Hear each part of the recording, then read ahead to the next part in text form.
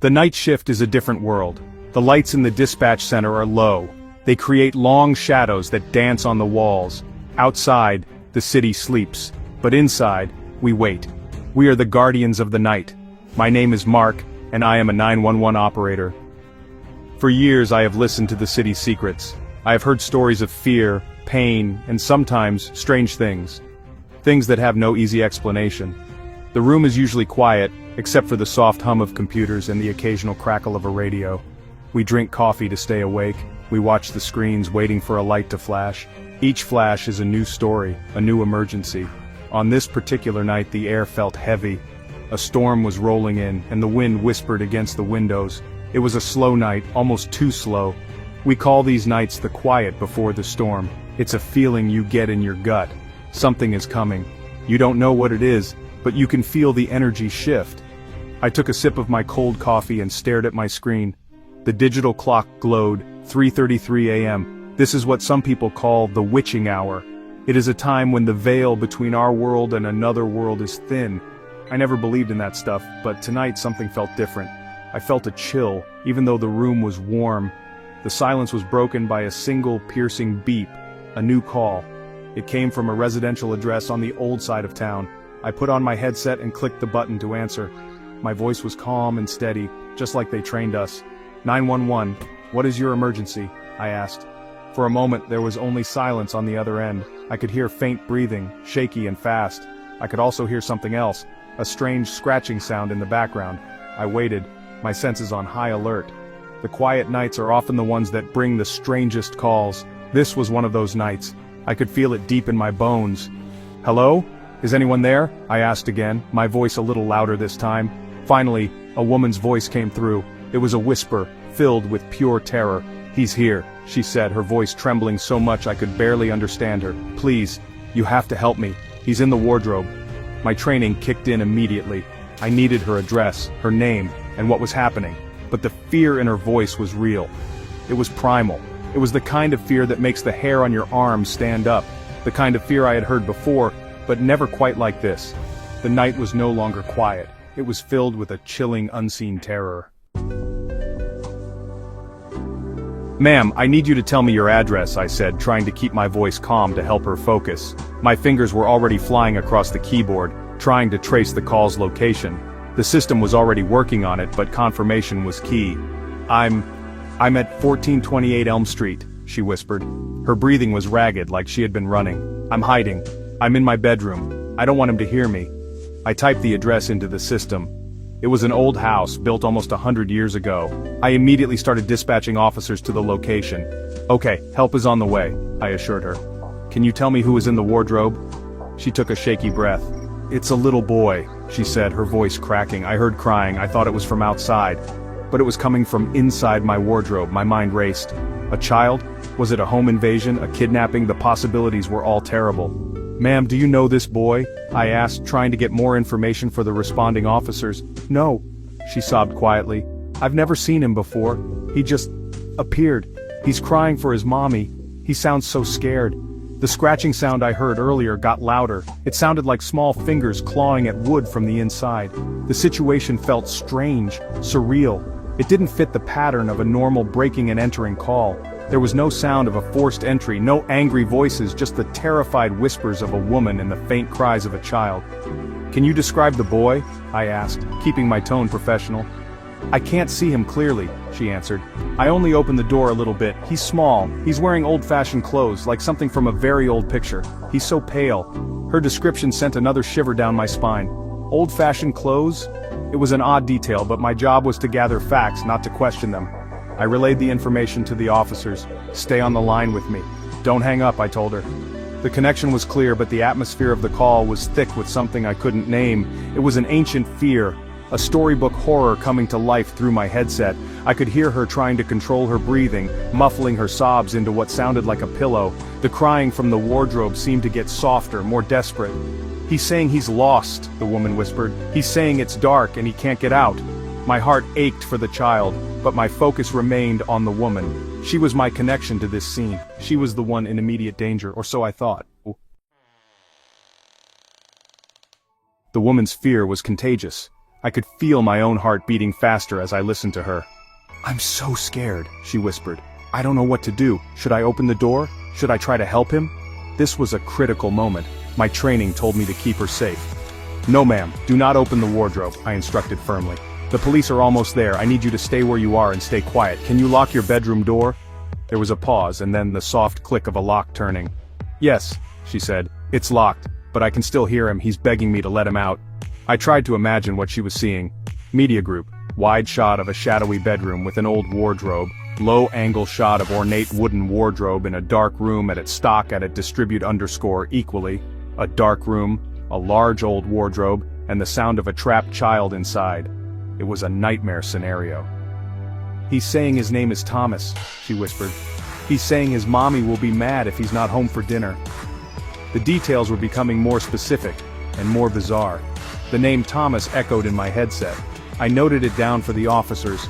Every piece of information, no matter how strange, could be important. The scratching sound stopped. It was replaced by a soft, rhythmic thumping against the wood of the wardrobe door.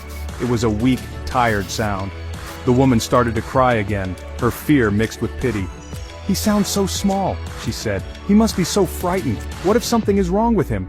I understood her conflict. The human instinct to help a child is powerful. But this situation was not normal. Something was deeply wrong. "The officers are just a minute away," I repeated, more to reassure myself than her. "They will handle it. They will get the boy out safely. Your job right now is to stay safe." I looked at the map on my screen. The blue dot representing the police car was turning onto Elm Street. They were close. Suddenly the woman gasped. "He stopped crying," she whispered, her voice tight with new fear. "It's quiet. I don't hear anything anymore." The silence on her end of the line was now more terrifying than the crying had been. The absence of sound created a vacuum, a space for the imagination to fill with horrible possibilities. "Ma'am, are you still there?" I asked, my own voice tense. "Yes," she breathed. "But he's gone. The wardrobe is silent." At that exact moment, I heard the officers' voices coming through my radio. "Dispatch, we are on scene at 1428 Elm Street. We are approaching the front door." The next few minutes felt like hours. I was connected to two different worlds at the same time. In one ear, I had the terrified woman whispering from her locked room. In the other, I had the calm, professional voices of the officers outside the house. "Dispatch, the front door is locked," the lead officer reported. "No lights on inside. The house looks dark. Should we make a forced entry?" This was a decision I had to help them make. We had a caller inside, claiming to be in danger. We had a child, possibly trapped. Protocol was clear. "Affirmative," I confirmed. "Caller is inside, states she is in a bedroom. Possible child in distress." I relayed this to the woman. "Ma'am, the officers are at your front door. They're going to force it open. You might hear a loud noise." She didn't respond. All I could hear was her shallow breathing. I could hear the officers on the radio preparing to breach the door. The tension was incredible. I felt like a wire stretched to its breaking point. I was the only link between the fear inside that house and the help that was just outside. My entire focus narrowed to the sounds coming through my headset. The fate of the woman and the child rested on the next few moments. Breaching now, the officer's voice crackled over the radio. I heard a loud crash, the sound of wood splintering. Then, footsteps. "Dispatch, we are inside," the officer said. "The house is clear on the ground floor. It's empty. A lot of dust. Looks like no one has lived here for a while." My blood ran cold. Empty? How could it be empty? I was still on the phone with the woman. I could still hear her breathing. "Ma'am," I said into my headset, "the officers are inside the house. Can you hear them?" Again, only silence from her end. My mind was struggling to make sense of the conflicting information. The officers' footsteps echoed through my radio as they went up the stairs. "We are proceeding to the second floor," the officer reported. "There's a bedroom door here. It's closed." I held my breath. "That's it," I told them. The caller said she locked herself in the bedroom. I was expecting them to find her, huddled in a corner, scared but safe. I was expecting them to open the wardrobe and solve the mystery of the boy, but what came next was not what I or anyone was expecting. The longest minutes of my career were about to end with a discovery that would change everything I thought I knew about my job. "Dispatch, we are at the bedroom door," the officer's voice said, steady and calm. "We are announcing ourselves." I heard him shout, "Police! Is anyone in there?" There was no answer. I listened intently to my other line, the one connected to the woman. I could no longer hear her breathing.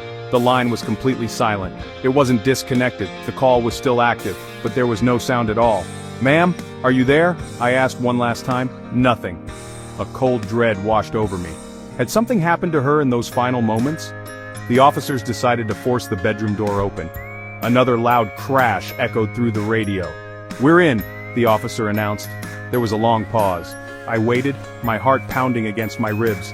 The silence stretched on, filled with unspoken questions. "Dispatch. What am I looking at here?" The officer's voice was different now. The professional calm was gone. It was replaced by confusion and disbelief. "The room is empty," he said. "Completely empty." I couldn't understand. "Check the wardrobe," I said, my voice barely a whisper. She said she was hiding from a boy in the wardrobe. I heard the creak of old hinges as the officers opened it. Another pause. "The wardrobe is empty too, dispatch," the officer reported. "There's nothing in here but dust and a few old blankets." My mind reeled. The woman, the crying child, the fear. Was it all a lie? A prank? But the terror in her voice had been so genuine. People who make prank calls don't sound like that. They don't sob with that kind of authentic fear.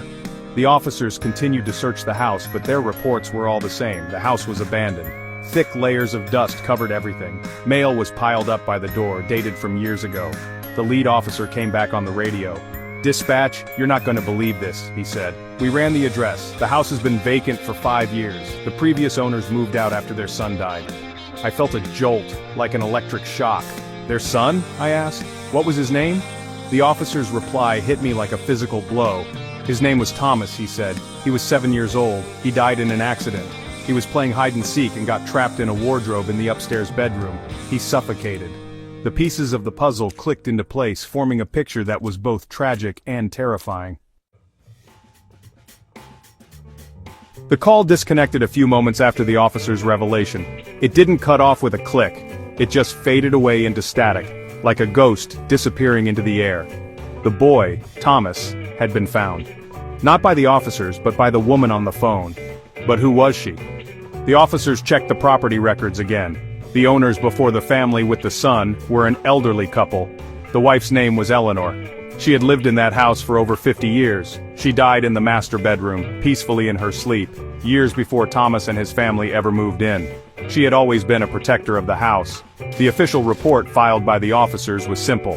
They responded to a call, found an abandoned house and no one was there. A suspected prank call from a cloned number. But I know what I heard. I have the recording. It's a digital file on a server, a ghost in the machine. I've listened to it a dozen times. The fear in Eleanor's voice is real. Her desperation to help the crying boy was real. It seems she is still watching over the house, a residual spirit trying to right a terrible wrong that happened long after she was gone. She was trying to save the little boy who died in her old bedroom. This call changed me. Before that night, I saw my job as a series of procedures and protocols. I was a lifeline, a calm voice in the chaos. But now I know that some calls come from a place beyond our understanding. They come from a place of lingering sorrow and unfinished business. The world is full of echoes, energies left behind by strong emotions, fear, love, grief. Sometimes when the conditions are just right, we can tune into them. That night, a lost soul reached out for help, and another lost soul answered. And I was the one who got to listen in. I still work the night shift. I still watch the screens and wait for the lights to flash. But now, when a call comes in from an old address in the dead of night, I feel a different kind of chill. I listen more closely to the silence between the words. I listen for the whispers, the echoes of stories that are still being told. The story of Eleanor and Thomas is one I will never forget. It's a haunting reminder that we are not just operators, we are witnesses. We are guardians of the line between this world and whatever comes next, and sometimes we get a call from the other side.